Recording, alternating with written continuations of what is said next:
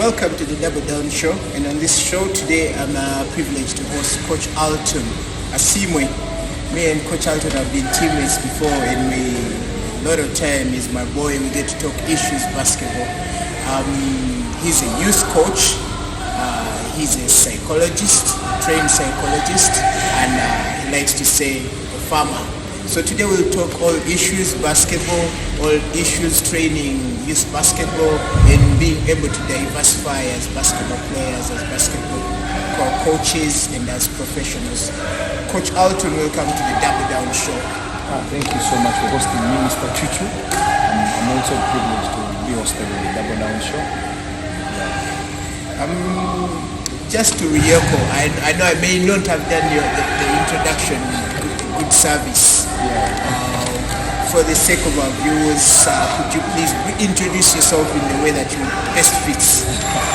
Well, you've said it all, but all I could say is I'm Asimwe Alton. I'm very passionate about youth basketball, and I'm a psychologist by profession. I'm a farmer, and I'm a very good player also. Coach Alton, this is a question I really want to ask. In the interest of youth basketball, in the interest of development of the game, how do you find the current landscape of young athletes?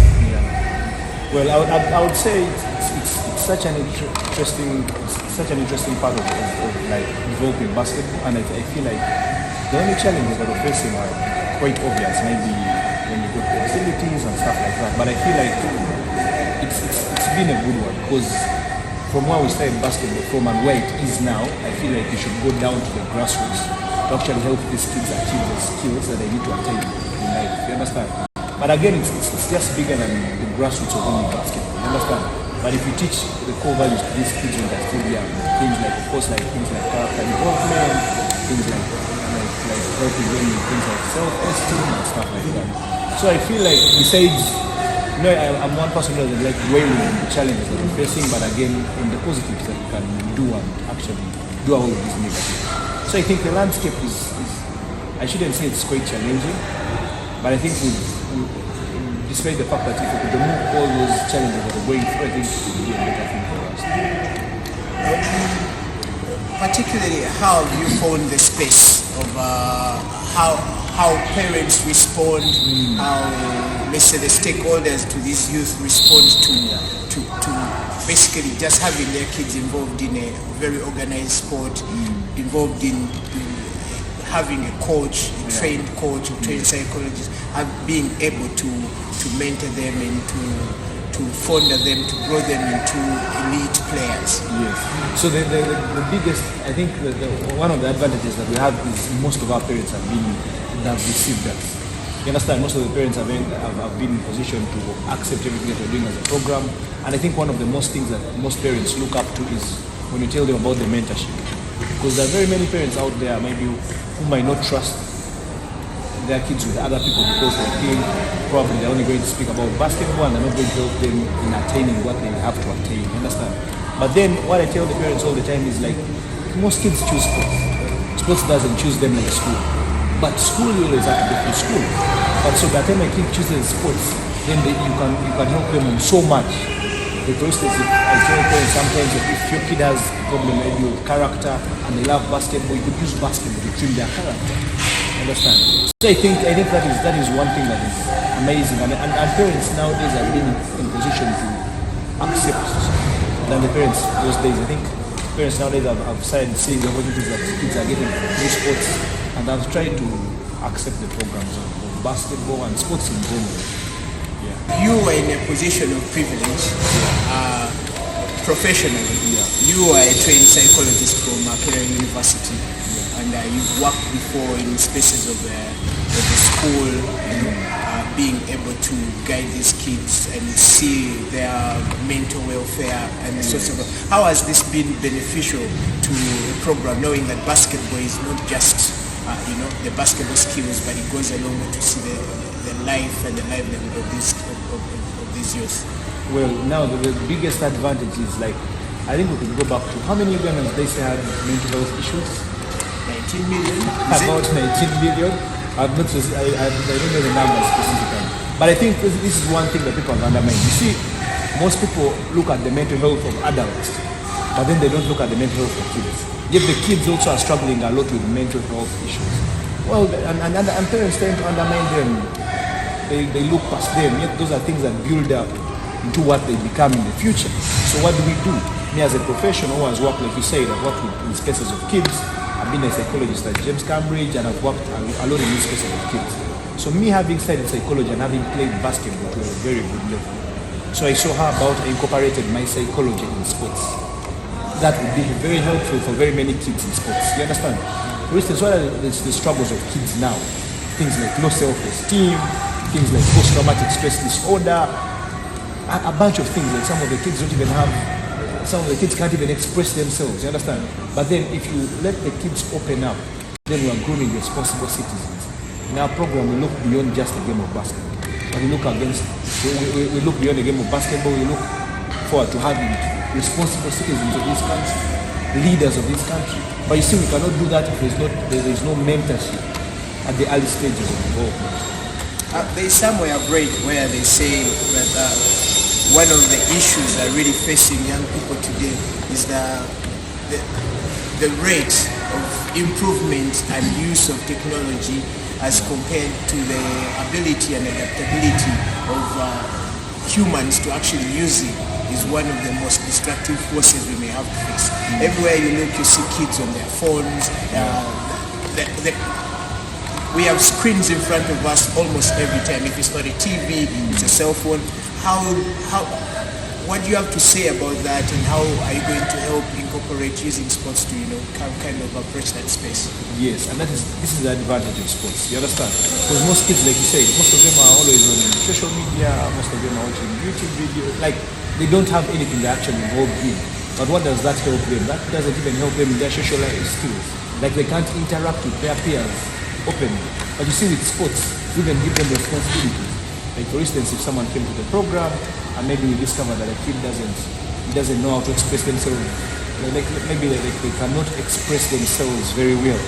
So what do? We give them responsibilities. But then it's something that we groom them into. Let's say if I give them the role of being like a captain, you understand? That will force you to be verbal. You understand? Through giving them the role of a captain, then you're helping them in their social life skills. But then the advantage that we have is the reason why we do mentorship and sports is to cut away that thing of social media. Because most of the kids are now, they're being fed by very many things that are happening outside. Like the internet, because some of the parents don't have enough time for their kids. So since parents do not have enough time for their kids, then the social media, the internet, whatever people are using, then that's the best parenting skill. Yes, that's the parent now that they have. You understand? And that's why we find our kids are struggling inside us. We've had issues whereby parents have come and some kids do not commit suicide. It's because they're not involved.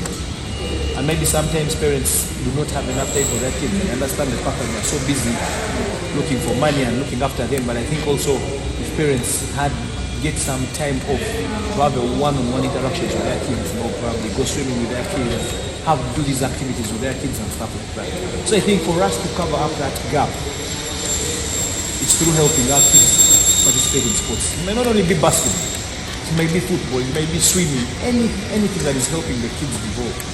And the good thing with these things, sports helps kids to attain very many things. They become good team players. There are things that they don't teach in school. They will never teach you to be a good team player, a good leader in school, you understand? But then with basketball, these other things, the competitive nature. Remember sometime one of our coaches told us that you're what you are on the basketball court. And I think I've lived to see this happen. Like if you're not a hard-working person, then probably in life you're also going to be less than fair, which is the way you want them to do. So I think it's a very important thing, and sports being an important factor for trimming young ladies and gentlemen. What would you say from your experience, how long have you done the program? The program has been going on for 3 years now? No, the program has been going on for only a year and some few months. It looks like a long time, how much you've been able to achieve in that short time. What would you say is one of the success stories, as a program? Oh yeah. Well, we had a bunch of success stories. I think first thing is we've had very many kids who have gone on the national team, who have represented us on the national level, and these are kids who did not know basketball. These are kids that we have taught basketball. Yeah, we've had a bunch of them. Some of them went to Zambia for the QMP and they won gold for us. We had one of them also went for the Afro Basketball U16. Some of them just came back from France. But I think the most touching story is we have had an athlete who we got from the community and now he's on a scholarship. Yeah, he's on a scholarship and he got a scholarship at one of the big universities in Uganda. And I think that is one of the most successful stories that we have so far. Then we've also had the story of, we pray for one of the girls, we pray for a girl in the community. She finished her Form 6 and she got 17 points. And I think she's in Chambo now studying. Yeah. And I think we look forward to having more of those success stories, not only within basketball, but also the people in the community. One thing that is remarkable, a lot of youth athletes, once they enroll in a league team, it doesn't matter which division, Div 1, Div 2, or even the NBL, they tend to quit being part of the program. One of the things we see about your program is there is a bunch of guys in the NBL, in Div 1, in Div 2 that are still committed to getting the skills. How have you managed to approach that?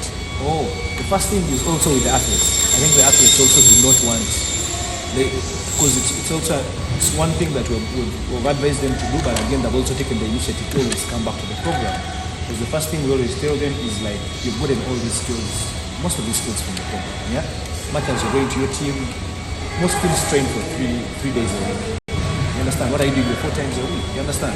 So what we do as coaches is sometimes we go and watch their games and we see where we can adjust. You understand? For instance, if I see maybe an athlete doesn't have good decision making, you don't expect the team, the coach of the team in NBA to be going to details of these. You understand? Yet he has to deal with about 12, 13 players. You understand? So what we do is we always advise our players that, you know what, even when you're going to NBA, always come back and try and see. Because now the thing is, we hold each other accountable. For instance, we have targets for these kids throughout the year. So if the athlete is not really performing to the level we expect them, we sit them down and ask them what can be the problem.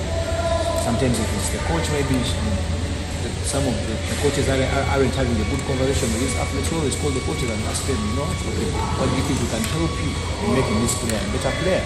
You understand? So I think it's been also them being grateful to the program, and you've seen a bunch of them, even when others travel to school, maybe they have a bunch of athletes who are in Canada. Whenever they travel back, they always come back to the academy. Because the other thing also with the academy is we're more than just a basketball team. We're a family. The program is involved in a lot of community outreach. We see, these young people getting involved with other young people from all walks of life. What is the purpose and why of this initiative? Wow, and I think that's actually that is one of the main reasons the program is formed. You understand? So the main reason why we do outreach programs is, first of all, it's a form of gratitude to us.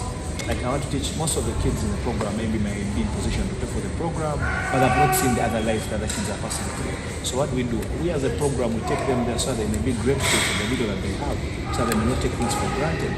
But above all, we're also teaching them how to interact with different kids. Like you said, kids from all walks of life, and different people from all walks of life.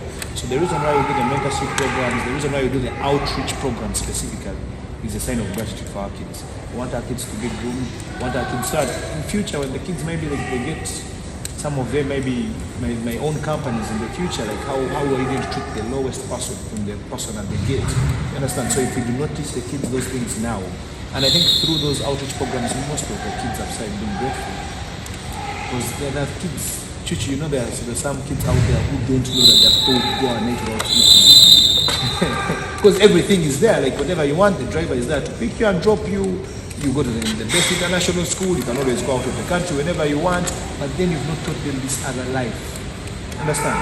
So sometimes also what we do with our kids is like, for instance, if we pick someone from the community and maybe we want to take them to school, sometimes we give them a task of, how about we save something for them. Don't ask your parents, but how comes you save little, maybe from the upkeep your parent is giving you. What if you save just a small percentage and we bless someone in the community and put a smile on someone in the community's face? Yes. As a country, there is a lot that still needs to be done in terms of talent identification and in terms of youth development. It could be any sport. You as a stakeholder in the space in growing it, what do you have to say about that, and where do we need to go as a country? Where can we adjust? So me, I think the biggest thing as a country is if we could try and put as many programs of basketball as possible, all over the country. Because you see, the thing is, if most of the academies are based in Kampala, how about the other kids up country? You understand? And like you said, if we want to do things like talent identification, talent search, we need to move. There are very many kids I know in Eastern Uganda or Western Uganda, all over the country, they are very talented. And sometimes even when it comes to talent identification, you don't specifically go where basketball activities are happening. You could go to a sports day of a school and you find this boy who is very athletic, who is jumping. Those are kids that could be groomed into programs, and that's the only way we're going to get players from all over the country. So I think the thing as a country is because the federation is trying their level best, they're actually doing a very good job. Remember, even when we went to Mokono, they tried to give us some basketballs, and those are basketballs that are helping us run the academy. So the thing is, if the federation also could empower more people up country to come up maybe with programs, then once in a while they get coaches from Kampala, and we go maybe up country and try maybe to equip other coaches with some of these skills, I think that then the game will grow to a biggest level. But then I think the game is now more in the city. You understand? So if we could try diversify it and take it all over the country, I think that would be a very good thing. The question that we get asked a lot is, you were an amazing player. Why did you have to quit? I assume, of course, quitting not in terms of you stop playing, completely. Because basketball is therapy, basketball is life. People I know you still keep fit and hit the gym, pick up games. But why did you stop competing in the league? Oh yeah, basically it's that. It's because of the love of basketball for the kids. You understand? Because the thing is, we're playing, like you said, we're playing at a high level, and you know me, you've been my teammate. You know the hard work I'd always put in before training. You knew everything that I always had to do before I got into the game of basketball. So how about I got those values and equip them with young kids? I'm not that old, but I'm not very young.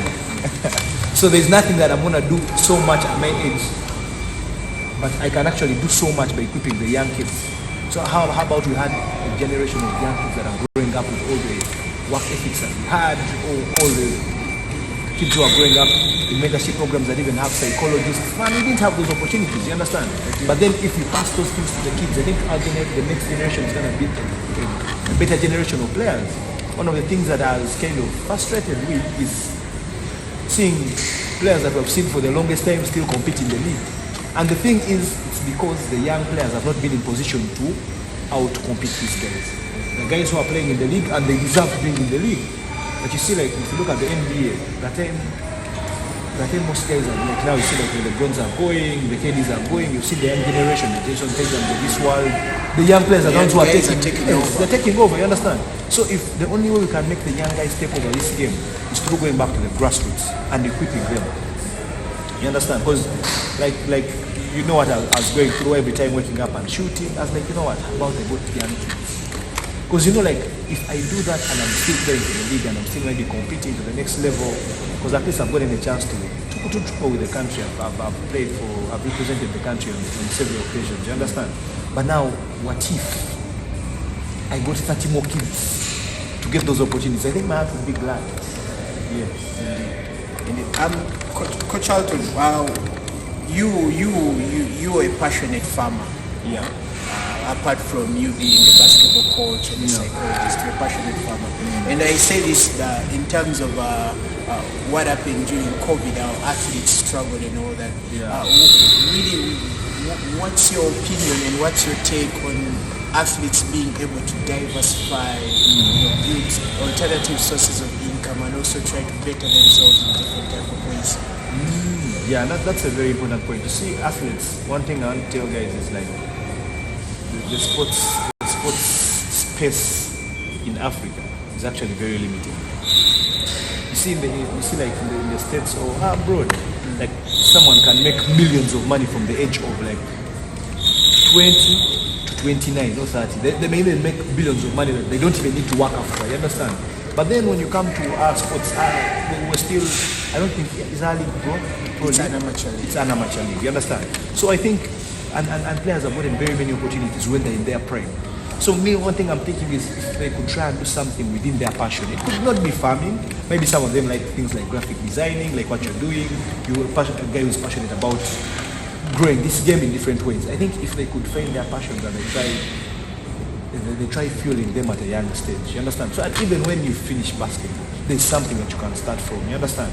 Other than you being there, and you're only depending maybe on and the advantage you have as basketballers is, man, like every basketballer has gone to school, every basketball player has a degree, you understand?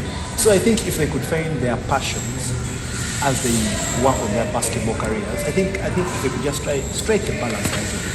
Because now you see COVID had to, man, COVID exposed a lot of us, man. You understand? So man, there's a saying that they say that a wise man learns from someone else's mistake, but a fool learns from his own mistakes. So I think sometimes we always ought to learn from other people's mistakes so that we become better people. What's your parting one for the guys that are going to watch this show? I think the only thing I could tell them is, man, chase your dreams. Your dreams are valid, and keep fighting till you reach there. And you know, when you're going to achieve your dream, it's never a walk in the park, man. So I think the best thing to tell everyone, maybe the young basketball players who aspire to play on the national team or even go in Europe, man, I believe so much that there could be young players here who can even join the NBA. You understand? But it begins with you. If you don't wake up in the morning, if you only depend on coaches' words, if you don't wake up in the morning to go on court and put in the work and work on your basketball intelligence and work on your game and get a bunch of guys to help you advise you. I think because we don't have the advantages the kids in Europe have. They have personal trainers, they have a shooting coach, they have a handles coach, they have all these coaches. You understand? So us in Africa, you have to think that way. So I think your dreams are valid, man. Just keep fighting till you achieve every dream that you want to achieve. But above all, man, you have to trust God. Above all, you have to trust God. Yeah. It's been a pleasure of mine, Coach Alton, talking to you. Thank you for making time to be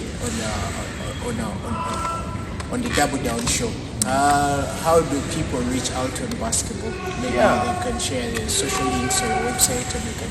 Yes, so with Instagram it's Alton Basketball. It's Alton Basketball _ Alton Basketball. Then Facebook it's Alton UG. Then Twitter is still Alton Basketball. Then maybe they could check out our YouTube channel. Still Alton Basketball Academy. Yeah. All right. Thank you and peace out.